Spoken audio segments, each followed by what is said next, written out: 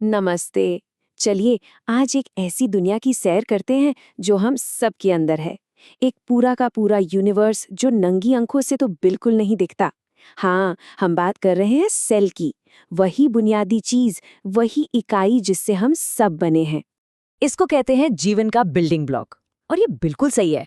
जरा सोचिए, एक छोटू सा कीड़ा हो या समंदर की सबसे बड़ी वेल, हर जिंदा चीज इन्हीं चमत्कारी माइक्रोस्कोपिक स्ट्रक्चर से बनी हुई है। इसकी जो कहानी है ना, वो 1665 में शुरू हुई थी, जब रॉबर्ट हुक ने पहली बार इन्हें देखा और नाम दिया सेल।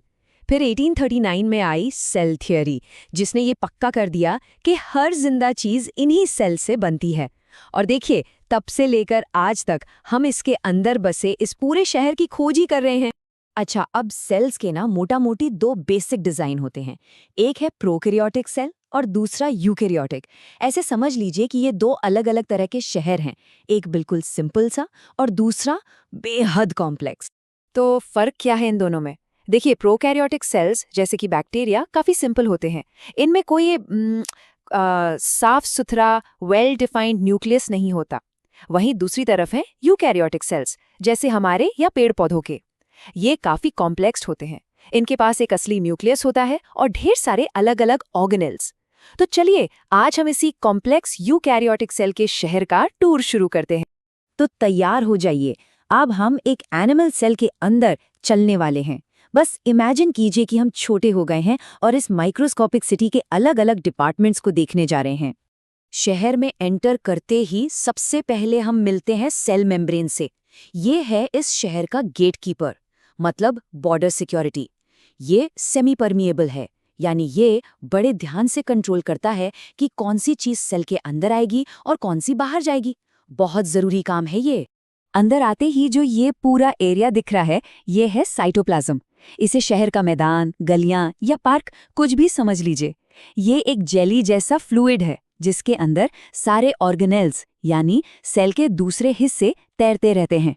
सारी एक्टिविटी यहीं होती है।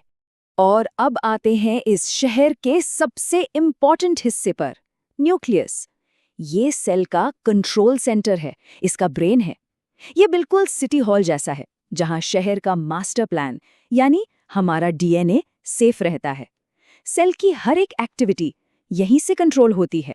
अच्छा, अब इतने बड़े शहर को चलाने के लिए एनर्जी तो चाहिए ना।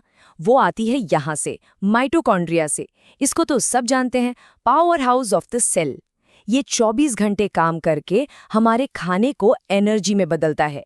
ये एनर्जी होती है एटीपी के फॉर्म में। एटीपी मतलब एडेनोसिन ट्राइफॉस्फेट। यही सेल की एनर्जी करेंसी है। शहर है तो कुछ बन भी रहा होगा। आइए देखते हैं इसकी प्रोडक्शन लाइन। सबसे पहले राइबोसोम्स।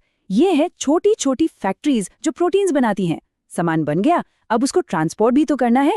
वहां काम आता है एंडोप्लाज्मिक रेटिकुलम, जो एक हाईवे सिस्टम की तरह इन प्रोटीन्स को इधर से उधर ले जाता है। और आखिर में गोल्जी अपैरेटस।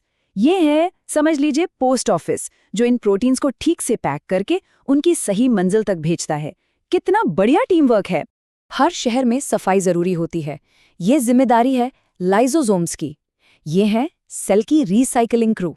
इनके पास होते हैं पावरफुल एंजाइम्स जो कचरे को, बाहर से आए हमलावरों को और सेल के पुराने हिस्सों को तोड़कर साफ कर देते हैं। इंटरेस्टिंग बात यह है कि इन्हें सुसाइड बैग्स भी कहते हैं, क्योंकि अगर सेल खराब हो जाए तो ये फटकर पूरे सेल को ही खत्म कर देते हैं।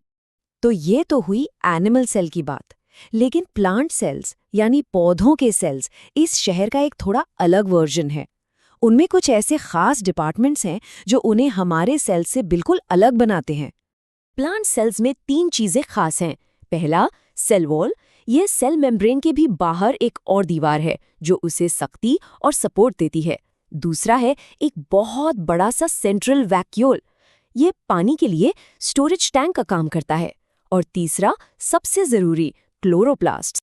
क्लोरोप्लास्ट को आप पौधे का सोलार पावर प्लांट कह सकते हैं। इनके अंदर ही होता है क्लोरोफिल, जिसके कारण पत्ते हले दिखते हैं। और यहीं पर धूप की रोशनी को इस्तेमाल करके फोटोसिंथेसिस प्रोसेस से पौधे के लिए खाना बनता है।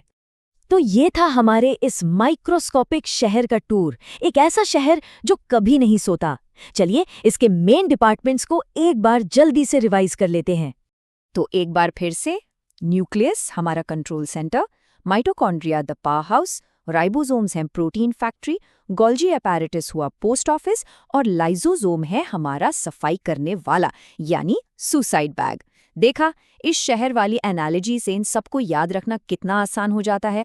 तो सबसे जरूरी बात जो समझने की है वो ये है कि सेल सिर्फ अलग अलग पार्ट्स का कलेक्शन नहीं है। इसका हर एक हिस्सा, हर ऑर्गेनेल एक दूसरे के साथ इतने परफेक्ट तालमेल में काम करता है ताकि लाइफ चल सके। ये एक परफेक्ट कोऑर्डिनेटेड सिस्टम है। और यहाँ मैं एक सवाल के साथ इस चर्चा को खत्म करना चाहूंगी। इतनी ज्यादा कॉम्प्लेक्सिटी, इतना बेहतरीन टीम वर्क एक ऐसी चीज में कैसे हो सकता है जो हमारी आंखों से दिखती तक नहीं? सोचिएगा जरूर इस बारे में।